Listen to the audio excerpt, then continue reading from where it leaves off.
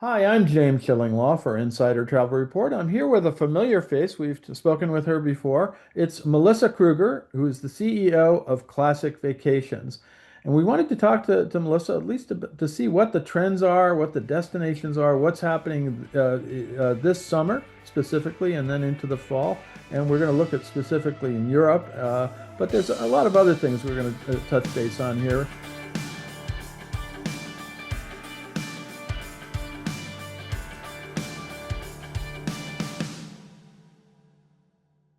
We're going to talk about summer travel trends as reported by Classic Vacations. And I believe Europe continues to kind of lead summer bookings, which sometimes surprised me, given what's been going on lately, with strong demand across Italy, Greece, France, Spain, and Portugal. Now, first of all, that's the survey that they gave me a couple of weeks ago. Is that still holding up, or are these airfare increases and hotel price maybe increases starting to eat away at those gains? Yeah, let me give you a bird's eye view on what that's looking like. So yes, Europe is still holding strong, but I'd Yeah, say the shape is shifting a little bit. Growth is cooling faster than any of the regions, but airfares to Europe are running about 20% higher. right. And over 70% of travelers now say over tourism is directly shaping where they go. So price and crowds are pushing kind of in the same direction, right? So people want a little quieter shoulder season, quieter region. So seasonal timing rather than away from Europe altogether. And this may be, preemptive of our call this morning, James. I love looking at our options and seeing what did people yesterday hold for their clients, and Right. really kind of ranking in that top 10, which I think is fun to share with the group today. Italy just number one by a long stretch, right? If it's a Kentucky Derby, he'd be, 5 horse lengths ahead. Right. But also in that top 10 mix, you've got Portugal, you've got Spain, you've got France, you've got Greece. And then for good measure, let's throw in Japan, Hawaii, Mexico, and Aruba. So, I do think that real story is, and I'm not alone in saying it or bringing it to the trades, is what's growing inside that list, right? Puglia over maybe Right. Positano, which would have been the leader a couple years ago.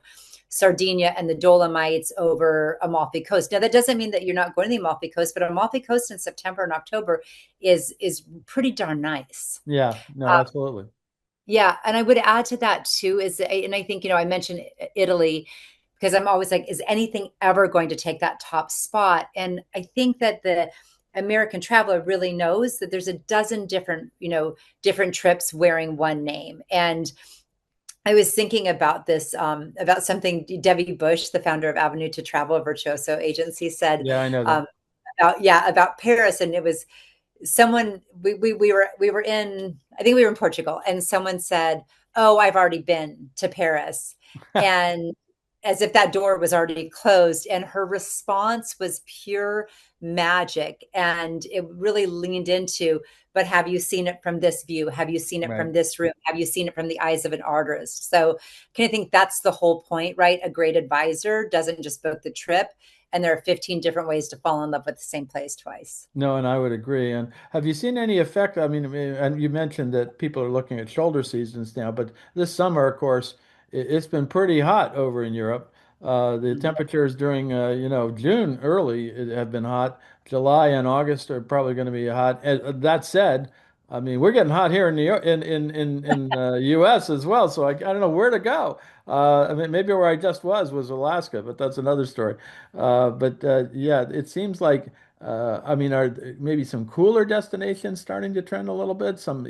I know Sweden is all over us telling us that you can go get a cooler European experience during the summers, right? Yeah, I don't. I mean, yeah, we're seeing. We're not getting anybody calling us saying, "Hey, we want to make changes for our clients because they don't want to go to this destination because of the heat." Right. But I do think it's a real driver of destination choices. I will also always lean into post COVID. We really, I used to say Hawaii was an annual trip for travelers. Now it seems Sure. like Italy or other parts of Europe are an annual trip. So I do think it's just time that they go see Scandinavia, that they go see the Alps. We get a lot of requests for Scotland, Ireland, Switzerland, Slovenia. I mean, there's a lot of asks for different destinations. So I do think it is it's a number of reasons. And within those, because the traveler has gone repeatedly, they can actually slow down, James, and have a deeper itinerary, right? So as opposed to I'm going to Europe and I'm going to see Barcelona and I'm going to see Rome and then I'm going to see London. They're not going to do 8 countries in 10 days and think that Right. that's a great trip, right? And again, I'm always going to lean into that's because they're in the hands of a great advisor. No, absolutely. Now, what are some of the, you mentioned one trend, slow travel, sort of more contemplative travel in terms of in one area. What are some of the trends in travel this summer and heading into the fall? We said slow travel, multi-gen, ancestry, heritage, things like that. Yeah, so we're seeing a lot of multi-generational travel, and I think this morning we'll talk a little bit about luxury, right? And we'll talk about Right. the socioeconomics really driving that because I love data and I think that's interesting. But yeah, you've got multi-generational travel. You've got grandparents that are taking 10, 12, 15 rooms at the Mauna Kea, right? They just had their 60th anniversary. So you've got people leaning in and going to where they've always gone as a family. So there's a lot I'm seeing a lot of nostalgia being woven in, right? Mhm. So I think that leans into heritage, that leans into ancestry, but that also leans into that general manager's been there for 20 years and we've been going there for 20 and I want to go back there. So I would say that. And then also this idea, one big trip over several small ones. And I always have to, I use myself as my own consumer example. And Right. with the kids being grown, you don't get to go on multiple. So you maybe go on one big one, but you really, I mean, we were just at the one and only Mandarina. That was kind of a knock it out of the park trip, right? Right. Right. So we're seeing a lot of that. So not one size fits all, but it's interesting to watch. It's interesting to watch. Well, I know, and I've done my own multi-gen trip a little earlier. I went to the Turks and Caicos, and that Hmm. was a wonderful trip. It worked out very nicely. You mentioned it earlier, but how do you define luxury today compared to maybe 5 years ago? And how does classic define luxury travel? Yeah, so I'll incorporate Classic's position on this and then mine, and I might even share some things that I recently read that I thought were interesting, and we'll probably, the travel advisor community. It's always interesting to hear what other travel advisors are saying or leaders in the industry. So I would say on the most simplistic level, 5 years ago, luxury seemed to be it was about being seen, right? The label, I always call it the wealth flex, right? Oh, I'm wealthy enough to be here. So the Mhm. price tag. Today, it's kind of the opposite, right? It's luxury is about being able to experience a destination exactly the way you envisioned it and kind of it's being seen but being seen for who I am, not being seen by everybody else that I'm there. So that's fundamental, and I think a good hotel staff, which is really what we're just Sure. I think for you and I, that's been the evolution of the general managers and what they create in these hotels is extraordinary. Mhm. So I'm seeing that, and I would emphasize that a couple weeks ago, Arrive was the Global Travel Collections Luxury Conference in Austin, and Angie Lissia, the president, I mean, she put it as good as I've heard it for a long time, that the future of luxury travel doesn't belong to generalists. It belongs to advisors with deep expertise who can deliver meaningful value, advocacy, and access to their clients. So it's not a talking point. Right. That's the whole industry recalibrating around the same truth that we built at Classic, and using GTC as an example. The numbers back it up, right? It's their advisors alone generated 2.3 billion in luxury travel Mhm. sales, secured average daily hotel rates of 1,400, and managed nearly 900 ultra luxury trips over $100,000. And business grew again this past year. So the people that are listening into this today, that's what they want to hear, and that's what we need to make sure that our team is building to support the infrastructure, because that is the future. Well, in fact, you've already alluded to this, but there is the role that travel advisors play in navigating all this, the peak Mhm. season inventory, working with you, all the constraints they have and limited availability. What is that role, and how do you address it as Classic? Yeah, and how do we address it as at Classic in an imperfect world? I mean, I've seen some issues pop up this week, right? And I'll talk about service, a little bit later with you this morning, but it is I've said it before, we make a promise to the advisor, they make a promise to their consumer that they don't get to keep. We rely on our service delivery partners, hotels, transportation, tours and activities to manage that. So I would say that the most important piece, the travel advisor, is choosing a partner where you understand how that supplier, in this instance us, is navigating in destination. So good advisors deliver access that can't be arranged independently. They can work with us on economies of scale on that, so that we're navigating these long-term relationships, because we work with them day in and day out. We're the advocate before, during, and after the trip, right? And I'll be honest about what that means is we can't stop a flight from getting canceled or Right. a storm from rolling in, but we can be the one making 3 calls at 11 p.m. so that the traveler doesn't have to. And I recently, I mean, I think it was just this week, I saw something in customer service. Well, someone said, oh, we're waiting for the hotel to get back to us. And I can't emphasize enough that when we may say, oh, we placed the call, we're waiting for the hotel, but that advisor has a customer that's relying on them, and that customer's come back to the lobby and they're standing there. So every minute is like 30 for them. So really, the advisor piece in choosing a supplier and making sure that we've got supplier partners and we've got management teams in destination is critical. And then the last piece I would say is just this building of the whole trip, this creating an itinerary, and not, because AI is a big conversation, fine tuning that the advisor can allow the customer to play in that sandbox with them, right? Like, let's create together. But when we put it all together, you're going to go on vacation, and I, as the advisor, are going to be the safety net for you. Right. So Right. it's critical.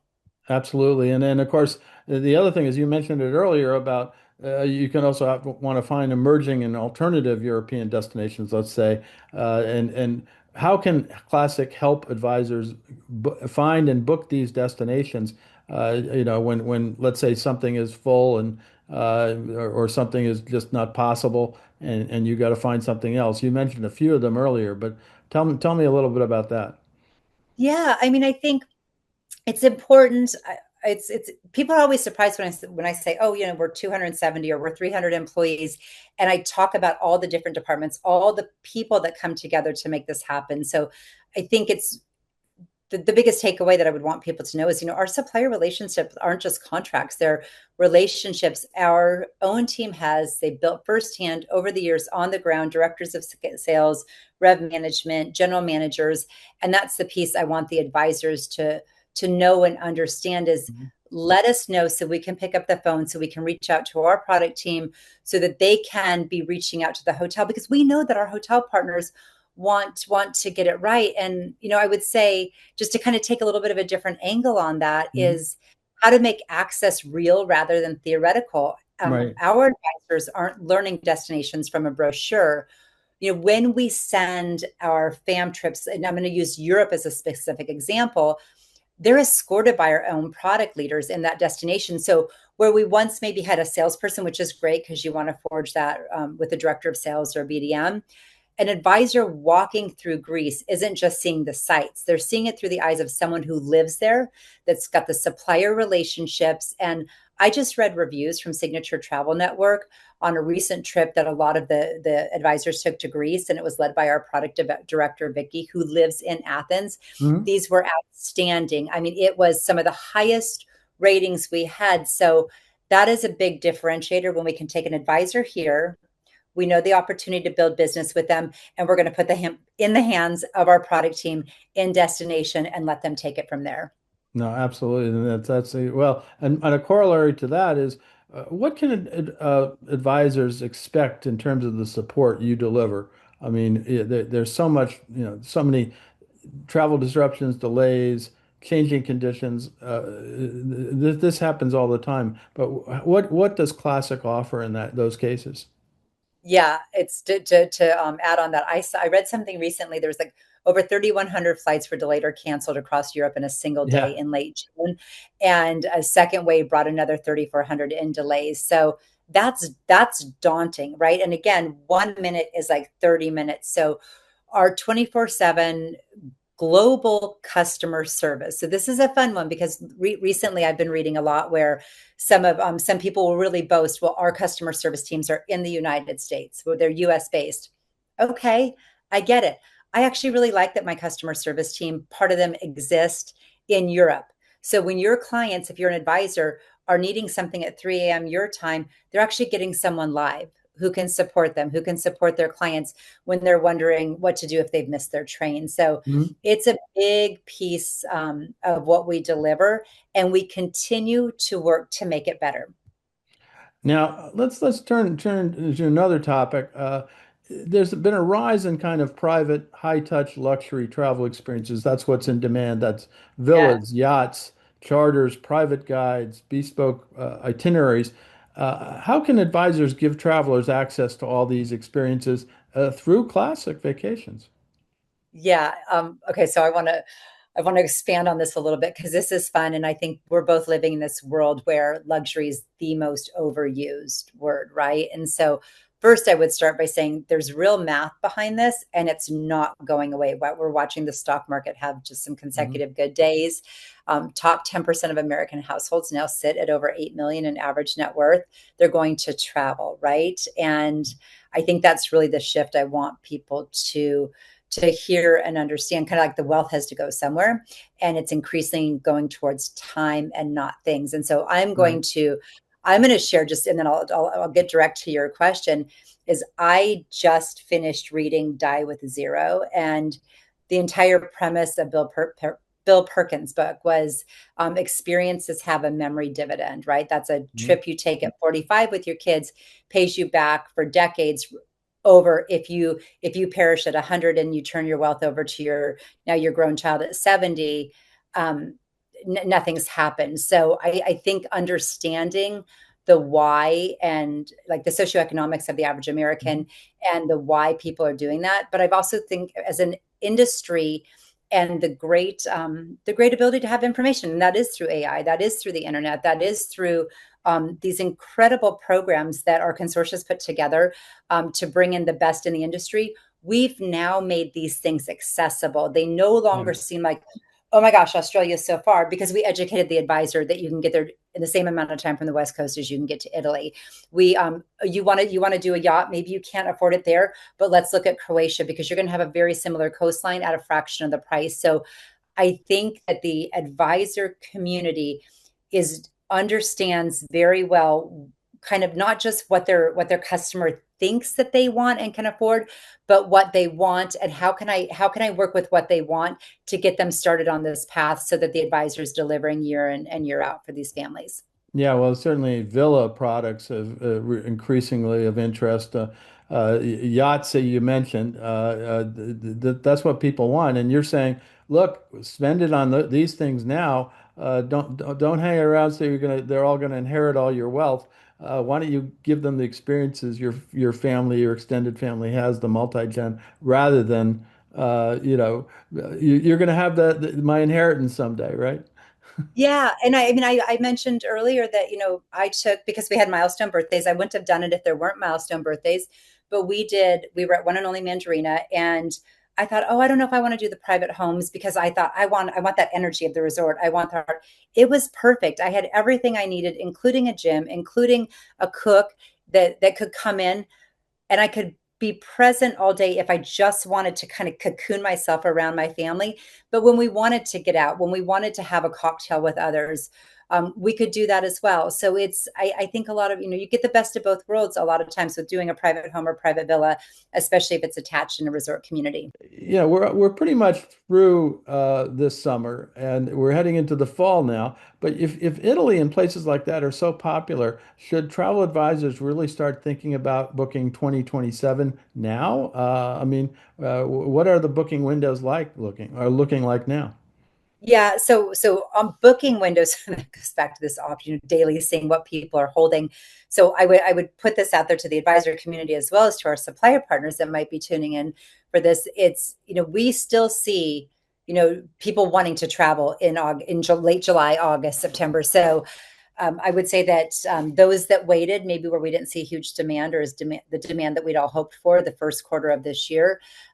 So I would say summer's not a loss, but yes, you're right, and they're looking further out. So for Europe, 9, 12, even 18 months out, the Mhm. advisors who win are the ones who start the conversation before the client even asks. And that kind of leans into, when you don't want to wait until January to think about 2027 because it's, then you're going to be in the heat of it. the dreaming and planning process starts today, and encouraging advisors to think in multiples, not in single trips, right? Don't just think about it. And I mean, advisor really did a good job on this with like return to, I think it was return on life or return. Yeah, I think it was return on life.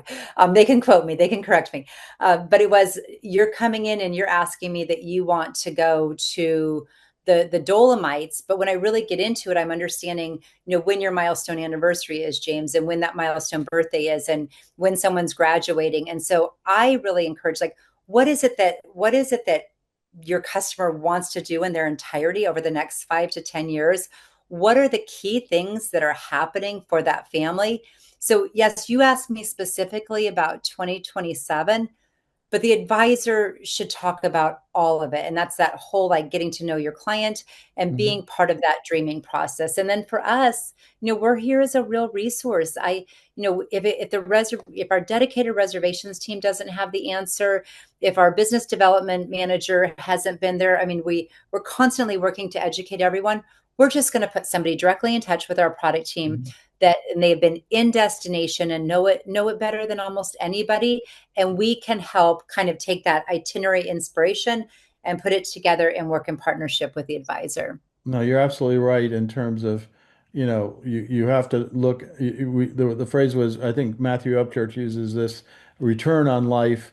Yes. You make it a lifetime customer, kind of map out their travel plans for not just next year, but many years in the future and what they're going to be doing. And it's important to kind of say, what do you want to do after this, and when do you want to do this? So travel is a continuum. It's not Yeah. just one booking thing and then forget about it till, oh, we got to do something next year. Yeah, and that plays into that whole die with zero. And I'm not saying people should really die broke, but the premise, just read the book or listen to the audio tape. It is what we're doing now creates a different type of wealth. And so, what do you want in totality? Anyway, great, Melissa. I want to thank you so much for spending some time with us talking about the trends this summer and into next year. And where can travel advisors go to learn more about Classic?